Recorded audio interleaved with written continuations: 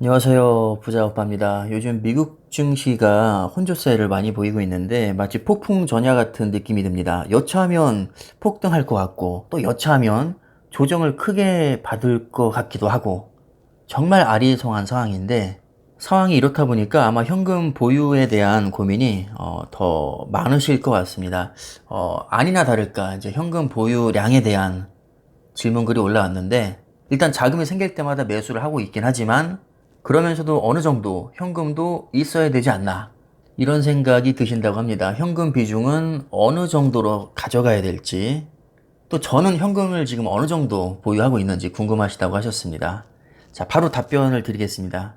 일단 우리가 현금을 보유하는 목적은 딱 하나죠. 하락장이 왔을 때 저가의 매수를 들어가기 위해서입니다. 뭐 일명 물타기라고 하는데 고점에서 몰빵을 하게 되면 주가가 빠졌을 때 타격이 너무나도 크기 때문에 일종의 보험을 드는 거죠. 예를 들어서 TQ나 속술의 연초 대비 수익률을 보면 반토막 이상이 났습니다. 만약에 현금 보유를 전혀 하지 않았다면 타격이 너무나도 크겠죠. 현금 보유 중요성을 절실히 느낄 수 있는 대목입니다. 만약에 현금 보유를 90% 했다면 정말 신의 한 수가 되었을 겁니다. 그럼 현금 보유는 무조건 많이 할수록 좋은 걸까요? 당연히 아니겠죠. 설마 그럴 리가 있겠습니까? 자, 이번에는 반대로 2020년 4월부터 2021년 2월까지 증시가 본격적으로 급등했던 시기 SOXL 수익률을 보니까 742%입니다. TQ는 419%. 고작 1년도 안 되는 기간 동안 700%가 넘게 올라버립니다. 만약에 이 기간 동안에 현금을 90% 보유했다면 기회비용 700%를 다 날린 겁니다. 만약에 현금 보유를 전혀 하지 않았다면 대박이 났겠죠. 자, 그렇다면 현금 보유는 무조건 안 할수록 좋은 걸까요? 이것도 아닙니다. 정답은 상황에 따라 다르다입니다. 그런데 그 상황이 어떻게 펼쳐질지 우리는 알 수가 없죠. 그래서 적정 현금 보유량을 단정 짓기가 굉장히 애매합니다. 너무 높게 잡자니 상승장이 왔을 때 기회비용 다 날리고 너무 낮게 잡자니 폭락장의 대비가 전혀 안 되고 그래서 저는 아예 길게 봅니다. 아싸리 아주 길게 보는 거죠. 자, 이것은 TQQQ의 상장 초기부터 현재까지 로그 차트를 펼쳐놓은 건데 로그 차트는 장기간의 흐름을 보기에 가장 적합한 차트입니다. 한눈에 봐도 우상향했다는 것을 알 수 있습니다. 저는 바로 여기에 집중해서 현금 보유량을 결정하고 있습니다. 우상향에 대한 믿음이 강할수록 투자 기간을 길게 생각할수록 현금 보유 중요성은 그만큼 낮아진다고 할 수 있습니다. 왜냐하면 아예 길게 보면 결론적으로 크게 오르기 때문입니다. 그래서 교과서적으로 딱딱하게 말하자면 현금 보유는 20%에서 30%가 적당하다고 저는 생각을 하고요. 아마도 다른 채널에서도 대부분 이 정도를 많이 얘기할 겁니다. 또는 현금을 배당주로 대체하는 것도 개인적으로는 나쁘지 않다고 봅니다. 기본적으로 변동성이 작기 때문에 하락장에서도 타격이 그렇게 크지 않고 따박따박 배당금이 나오기 때문에 이게 또 은근히 쏠쏠합니다. 게다가 만약에 하락장에 대비해서 현금 보유했는데 주가가 올라버리면 나는 그 기회비용을 다 날리게 되는 것이지만 배당주에 몸을 담고 있으면 어찌됐든 수익은 발생하거든요. 그래서 현금 대신에 배당주로 대체하는 것도 저는 나쁘지 않다고 봅니다. 그러나 아까도 말씀드렸듯이 저희 개인적인 투자 성향상 현금 비중은 매우 낮은 편입니다. 왜냐면 저는 우상향에 대한 믿음이 매우 강하고 또 우상향 할 것 같은 종목에 애초에 투자를 하고 있고 투자 기간도 딱히 정해놓지 않았습니다. 그냥 평생 투자하기로 마음을 먹었습니다. 그렇다면 현금 보유 필요성이 그렇게 크지 않겠죠. 그래서 지금은 10% 미만으로 현금 보유량이 내려와 있는 상태고 아마 앞으로도 그렇게 비중을 높게 가져갈 것 같지는 않습니다. 자, 이제 정리를 해서 말씀을 드리겠습니다. 제가 현금 보유를 개인적으로 많이 하지 않는 이유는 첫째, 매달 발생되는 소득이 현금 역할을 해주기 때문입니다. 저는 매달 분할 매수를 계속 들어가기 때문에 그냥 새로 발생되는 소득 자체가 하나의 현금이 되는 겁니다. 만약에 현금 흐름이 막혀 있다, 뭐 소득이 거의 없다, 그러면 현금 보유 비중을 크게 가져가는 게 좋겠죠. 만약에 주가가 50% 폭락했는데 뭐 소득도 없고 현금도 너무 적게 보유를 하고 있으면 물타기를 할 수가 없습니다.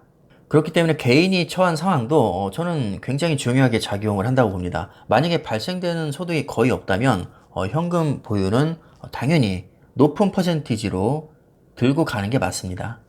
두 번째, 지금까지 들어간 돈보다 앞으로 들어갈 돈이 훨씬 많기 때문입니다. 예를 들어서 지금 투자되고 있는 돈이 5천만 원이고 앞으로 들어갈 돈이 5억이라고 가정을 하겠습니다. 그럼 내 마음속에는 주가 폭락에 대한 두려움이 그렇게 크지 않을 겁니다. 여차하면 물타기 계속하면 되거든요. 근데 반대로 지금까지 들어간 돈이 전 재산 다 털고 무리하게 대출까지 받아서 예를 들어서 10억입니다. 근데 매달 발생되는 소득은 예를 들어서 뭐 250만 원이고 내가 가용할 수 있는 금액은 한 달에 50만 원입니다. 물타기 해도 티가 거의 나지 않겠죠. 그럼 이 비율은 어떻게 결정이 되느냐? 뭐 개인의 소득에 따라 다를 것이고 또 투자 기간에 따라서도 다를 겁니다. 자, 예를 들어서 내가 앞으로 최소 30년 이상 투자할 겁니다. 그럼 잠재적인 현금 가용 금액은 굉장히 크겠죠. 그래서 현금 흐름이 좋을수록 투자 기간을 길게 생각하고 있을수록 지금 당장의 현금 보유량은 그렇게까지 중요성이 크지 않다고 봅니다. 저 같은 경우는 주식 투자를 평생 할 생각이기 때문에 만약에 어떤 종목의 수익률이 마이너스 70%가 찍혀 있어도 우상향에 대한 확신만 있다면 멘탈이 나갈 이유가 없는 것이고 오히려 저가 매수 기회로 여길 수 있을 겁니다. 앞으로 들어갈 돈이 훨씬 더 많으니까요. 그래서 장기적인 관점에서는 지금 투자 총액이 어떻게 보면 시작점에 불과한 것이고 시작점에 불과하기 때문에 현금 보유를 그렇게까지 많이 할 필요가 없는 거죠. 세 번째로 기본적으로 주식은 끊임없이 우상향하고 하락장보다 상승장이 더 많습니다. 막말로 전혀 대응을 하지 않아도 SPY나 QQQ 같은 종목은 연평균 수익률이 10%가 넘습니다. 그냥 우량주에 묻어만 놔도 괜찮은 수익을 낼 수 있는데 굳이 초과 수익을 달성하기 위해서 타이밍 재는 게 귀찮다는 거죠. 결국 현금 보유를 하는 목적은 하락장에서 드라마틱하게 물타기를 하기 위해서입니다. 즉 하락장은 피하고 그 피한 돈으로 더 싸게 매수를 하겠다는 거죠. 근데 문제는 이 전략이 100% 성공한다는 보장이 없다는 겁니다. 현금 보유하는 기간 동안 주가가 급상승해버리게 되면 오히려 기회비용을 날리게 됩니다.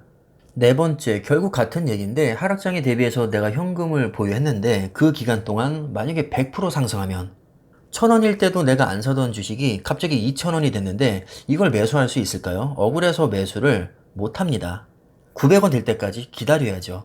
근데 만약에 900원이 영원히 안 온다면 2,000원 찍고 다시 1,500원까지 밀렸다가 그 뒤로 3,000원까지 올라버리면 매수하기가 더 어려워지겠죠. 1,000원일 때도 안 사던 주식을 3,000원이 됐는데 살 수 있을까요? 자, 이렇게 타이밍 재다가 어마어마한 기회비용을 다 날릴 수 있다는 겁니다. 근데 사람 심리라는 게 이왕 내가 하락장 대비해서 현금 보유하고 있는 거 이왕이면 바닥을 잡고 싶은 게 인지상정입니다. 1,000원 하던 주식이 900원이 됐습니다. 자, 10% 빠졌으니까 좋다고 막 풀매수 들어갈까요? 그렇지 않습니다. 800원까지, 700원까지, 500원, 300원까지 기다리는 게 사람 심리입니다. 왜냐면 한번 빠지면 계속 빠질 것 같거든요. 그래서 제가 내린 결론은 우상향하는 주식의 속성상 저점이 깨지기를 기다리는 것은 굉장히 피곤한 일이라는 겁니다. 그래서 저점에서 잘 잡을 생각보다는 차라리 그냥 상승장을 누리자. 저는 이렇게 생각을 하고 있고요. 이런 마인드를 가지고 있기 때문에 현금 보유 필요성이 그렇게 크지 않은 겁니다. 쉽게 말하면 상승 확률이 더 높으니까 그냥 내가 가지고 있는 돈 웬만하면 다 집어넣어 놓고 폭락하면 추가로 그냥 매수하겠다. 매달 발생되는 소득이 있으니까 그걸로 그냥 매수하겠다. 어차피 20년이고 30년이고 계속 매수할 거니까 만회할 기회는 얼마든지 있다는 겁니다. 물론 여기에도 맹점은 있습니다. 가장 큰 단점이 만약에 내가 30년을 목표로 주식 투자를 하고 있는데 지금이 29년 차입니다. 지금 총 투자 금액이 예를 들어서 30억 정도 되고 뭐 앞으로 가용할 수 있는 금액은 한 3천만 원 정도 됩니다. 자, 그렇다면 물타기 여지가 거의 없는 것이죠. 그러니까 이런 상황이라면 제가 지금까지 했던 얘기는 거의 실효성이 없게 됩니다. 그럼 이런 경우에는 어떻게 해야 되냐? 자산 분배를 미리 해놔야 됩니다. 배당주의 비중을 매우 높게 설정을 한다거나 아니면 SPY나 QQQ 같은 그냥 평범한 한 배수짜리 지수에 자산 배분을 좀 높게 설정을 한다든가 아니면 금액이 큰 만큼 뭐 절반 이상을 현금화 시켜놓고 인생을 즐긴다든가 뭐 돈이 어느 정도 사이즈가 커지면 굳이 공격적으로 투자를 할 필요가 없다고 봅니다. 돈이 이미 충분히 많은데 굳이 뭐 TQ나 속설 같은 세배 레버리지에 투자를 할 필요가 없겠죠.